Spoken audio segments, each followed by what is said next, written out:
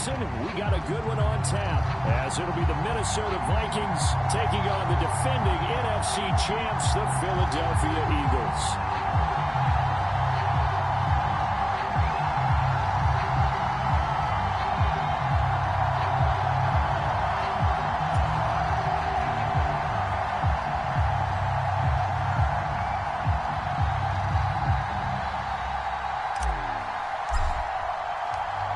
The first game's out of the way. Time to buckle down for the long season ahead, and we're off in week 2. This will be returned from deep in the end zone. And only able to get this to the 19, so probably should have opted for the touchback.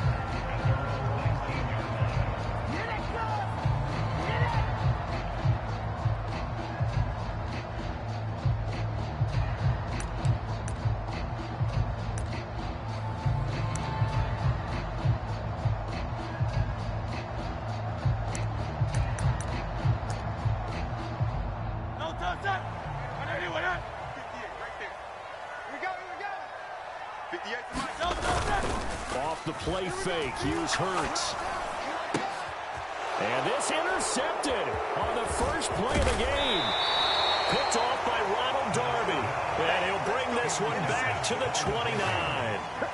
Part of why they came to this week with a winning record is that they feed off of mistakes like this. And now it's a prime opportunity, just moments in the game, to get a short field touchdown off of their big defensive play. Now on the other side, they were already the underdog in this one. They just made their uphill battle just a little bit tougher. They'll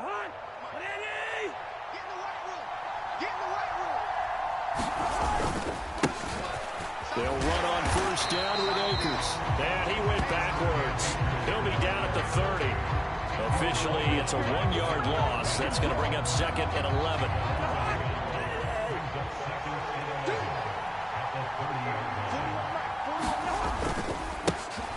First carry now for Alexander Madison. He winds up getting only a couple there, down to the 29. Not much on that run, Charles.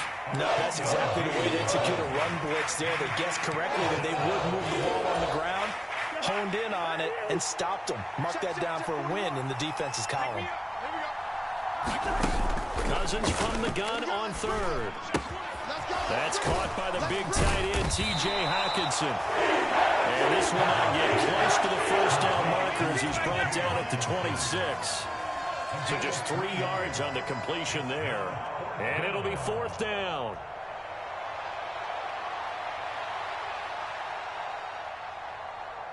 Fourth down, field goal try coming, so Cousins is off, and on comes Greg Joseph from Minnesota.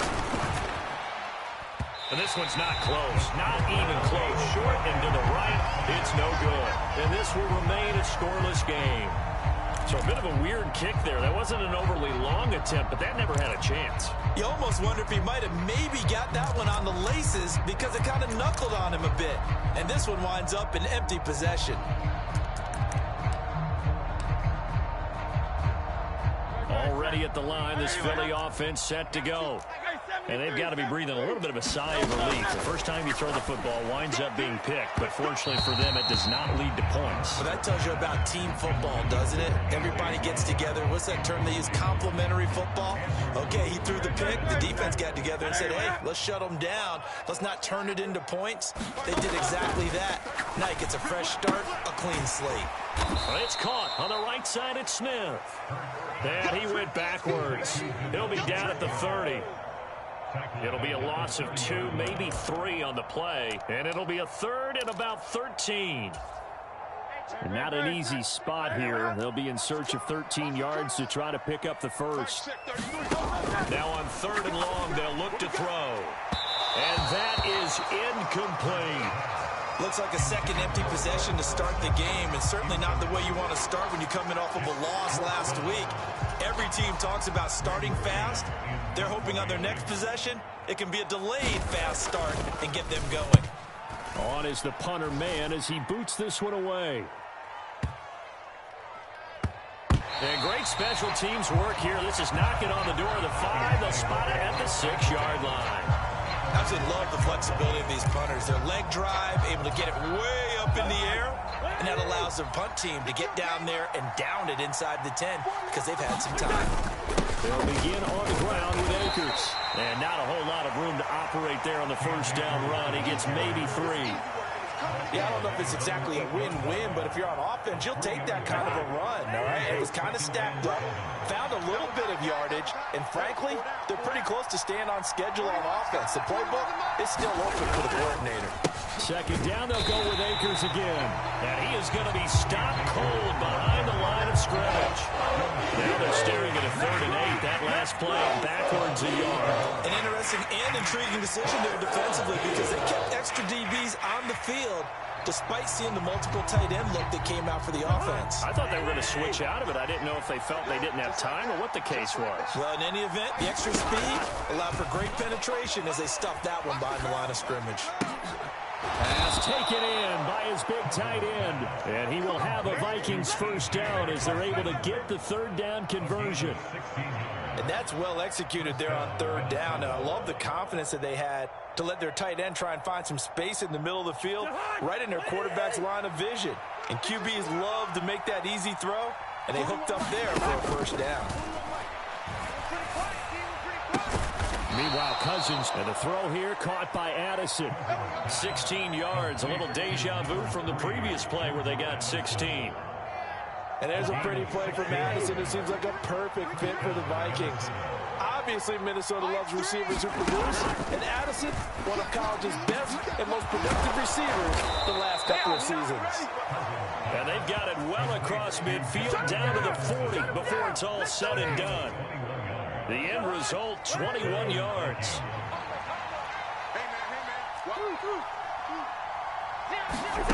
Now Cousins.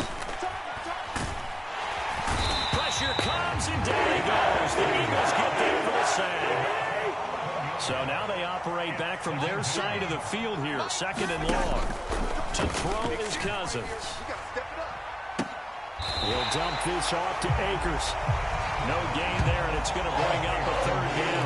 You look at this Eagle defense, and they've shown the ability to play tough against the pass, currently ranked number 9 in the NFL. Yeah, defending the pass hasn't been an issue for them. It's been stopping the run. And if they don't stop the run, they can't get back to their strength, which is guarding against the air attack. A long way to go here on 3rd down for the 8th play of the drive. From the shotgun, it's Cousins. Oh, going for Jefferson downfield. And he knocks the ball away, and it falls incomplete. They decided the opportunity was there and launched a deep ball, but he was unable to get away from the defender. Couldn't create space, couldn't uncover at the end of the route, and that one winds up incomplete.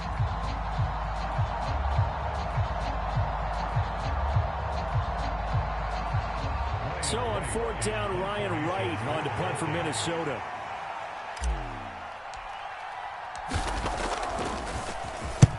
He was called on 3 times in the win last week as his first one here's away. And a great job on special teams to down it as this will be marked out inside the 5-yard line. That punt was near perfection as it checked up inside the 5-yard line. You never know where these things are going to go, do you? No, what was it? You got a John Heisman quote about that, yeah, right? He said the football is roughly a prolate spheroid, which means it's going to bounce funny, and you never know where it's going to end up. They go with a former Lion. It's DeAndre Swift. This will be stopped about 2 yards shy of the marker. 8-yard gain, 2nd and 2. And that run there does nothing but juice up the guys who are moving the football. I mean, if you're an offensive lineman, people running it, actually the guy calling plays, you're almost jumping up and down in jubilation, aren't you? Yeah, now you've got options on 2nd down. And big-time options. You might want to think about play action and try and get something cheap right here over the top. And he'll get it up a little shy of the 15. They'll spot him down at the 14-yard line. They'll get 3 as the drive continues. It's a first down.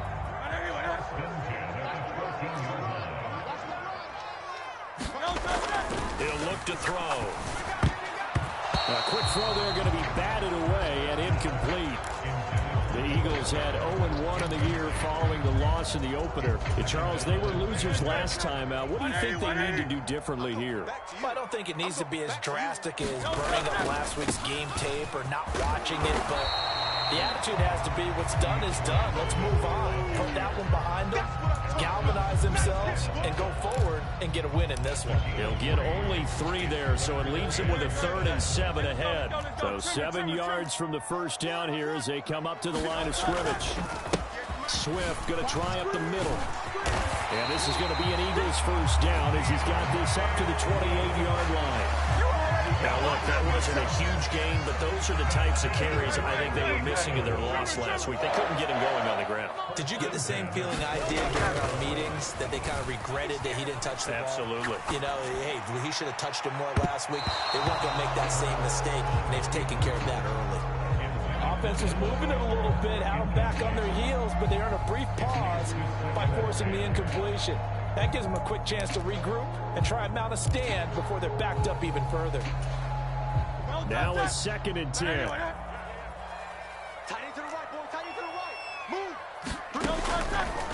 Looking to throw. That's caught by the big tight end, Dallas Goedert. And they'll get this well past midfield before being stopped just before the 35. 36 yards on the play.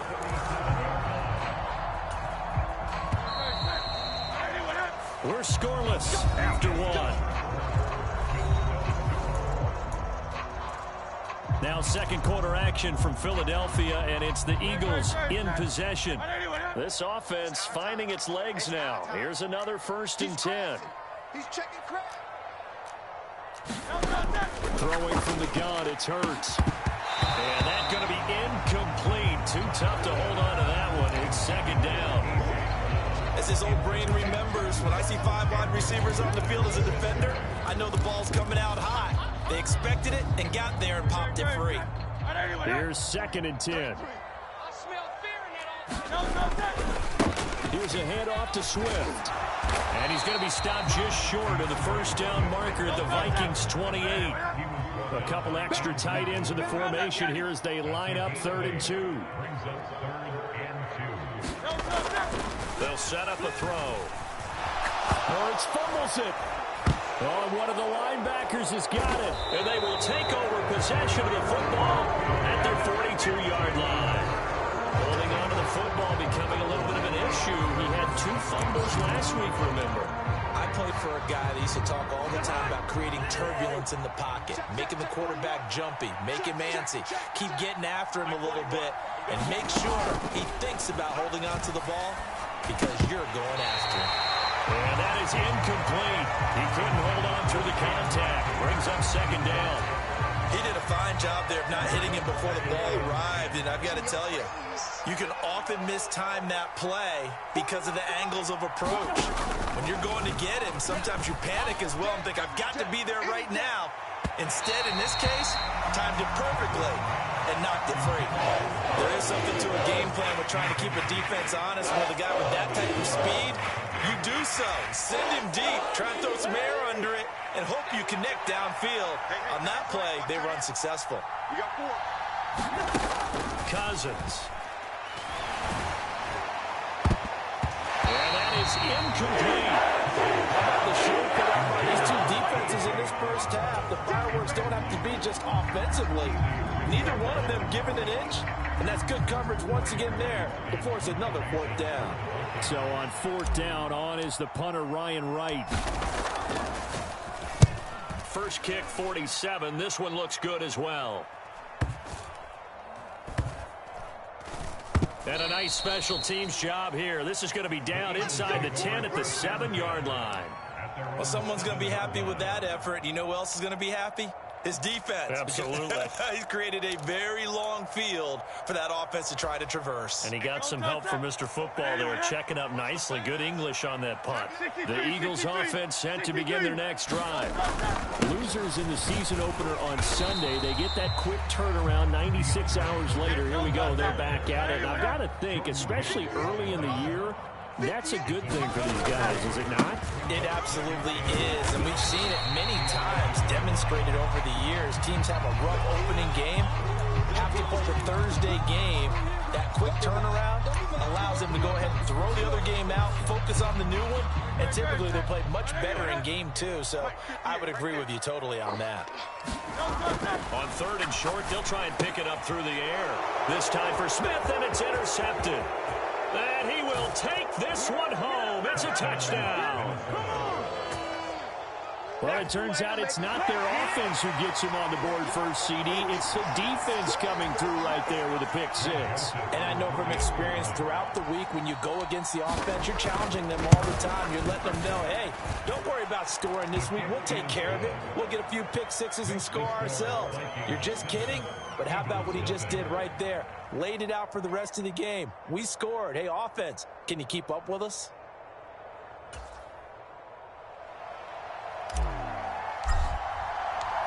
Minnesota's kick team ready, and the Vikings boom it away.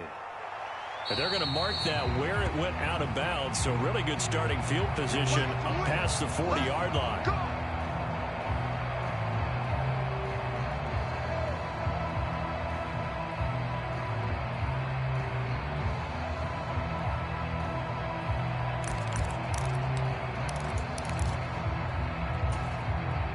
The Eagles in good position to start out as they come up 1st and 10 at the 41-yard line. Play action. Here's Hurts. Throw left side is complete on the diving effort. Well, Charles, sometimes we talk about the lengths officials sometimes go to protect star quarterbacks, but that was tough to argue against. Yeah, and I'm sure that everyone's going to say, hey, we're going to administer the penalty the same way for all quarterbacks. But when it's a star back there, even more so are they going to be diligent about throwing the flag. And able to work his way down to the 16. 46 yards rushing for him now to this point. Well, no matter how they phrase it, staying on schedule, staying ahead of the sticks, whatever you want to call it, 7 yards on 1st down, that fits the bill. Right back to Swift again on 2nd down. And he's able to work it here to the 8-yard line. It's an 8-yard pickup, and it leads to a 1st and goal. Exactly what they needed right there, because they needed to use the ground game to take some pressure off, because the quarterback's been struggling a little bit.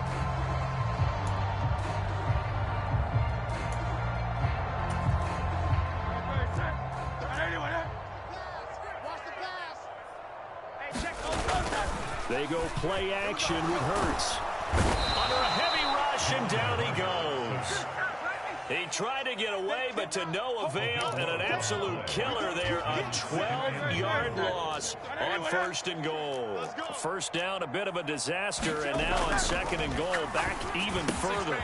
And this is caught at the 8. Really nice gain on the completion. However, still 3rd and goal that they face now. They'll set up to throw. Looking end zone, but it's incomplete. My first thought is surprise, because that's one of the better tight ends around, and I've seen him pull in balls like this before. But how about a little credit to the defense forcing that incompletion?